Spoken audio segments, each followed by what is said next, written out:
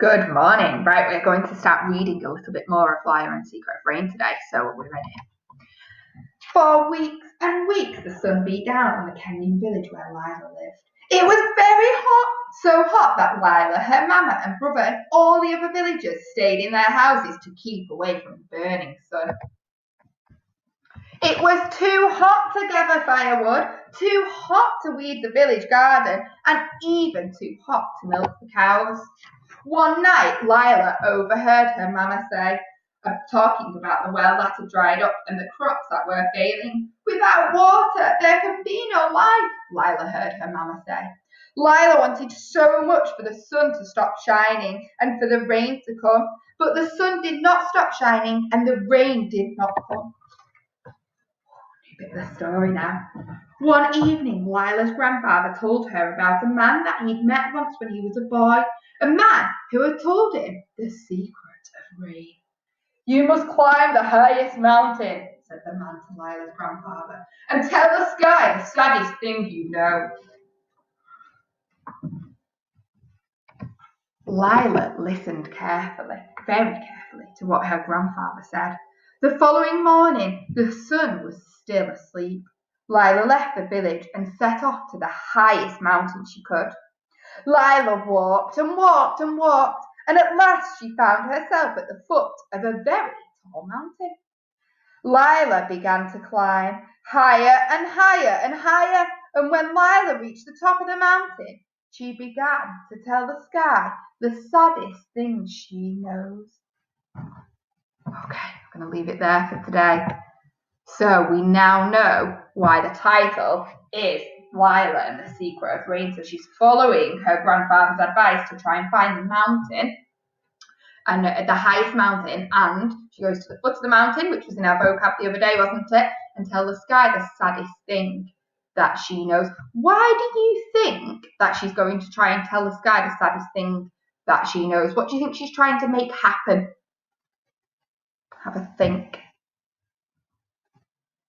Okay, I hope you're thinking similar to me, which is that when you're feeling very sad, you start to maybe cry, don't you? So maybe she's thinking if she tells the sky the saddest thing that she knows, the sky is going to start to cry and it's going to start to rain, which means that the crops will be able to grow, the well will fill up, it wouldn't be as hot, would it? So they'd be able to milk the cows.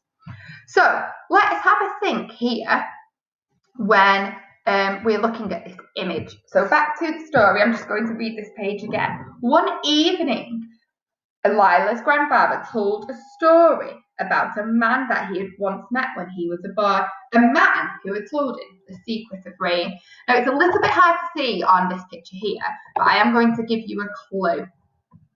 And here in the back is there's two people. So who do you think in this picture Lila is talking to? And what do you think he is saying to her? Now, I'd like you to pause this video in a minute and use these two sentence stems on the page to say, because this is where we do feedback in class. So I'd like you to pause and say the two sentences. I think Lila is talking to. I think that he is saying that. I think he is saying that. So pause now. Say these two sentences out loud to yourself. Okay. I hope you had something similar to me, which was I think Lila is talking to her grandfather here, and I think that he's saying the story of the secret of rain and telling Lila about when he was a boy and the man he saw. So here, what do you think Lila is thinking when he's telling her the story of the secret of rain, which is, you must climb the highest mountain, the man said to Lila's grandfather, and tell the sky the saddest thing you know. I think she's thinking, oh, maybe I could give that a go. Where could I find the highest mountain? What do you think she might be thinking? Okay, the task that you have been set today is another nice one. I just love this story. So you're going to do a little journey on what has happened so far in the story. So it tells you here that you're going to draw pictures along the track to show what has happened. But then in this bit here, I'd like you to draw a picture to show what you think might happen next. So we're up to the point in the story where Lila has reached the top of the mountain and she started to tell the sky the saddest things that she knows. So I'd like you to say what's happened so far, use pictures, but also I'd like you to add some sentences. It says here, add text to explain your ideas. to say what's happened and then also what might happen next in the story, okay? The other task I would like you to do is just some notes, some little words in here, some adjectives to describe how you think Lila is feeling as she climbs the mountain. So maybe at the bottom, she's feeling quite hopeful, again, using our suffixes that we did last week. She might be feeling ambitious. She might be feeling eager.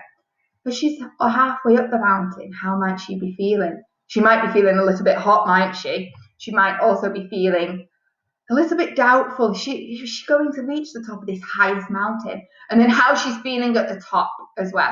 So just use the thought bubbles, put your Lila hats on as if you're Lila and say, all right, sorry, how you think she's thinking. I cannot wait to see these two pieces of work on Seesaw so we can have a look at them and see what you think might happen next, and then we can find out if you are correct on Monday.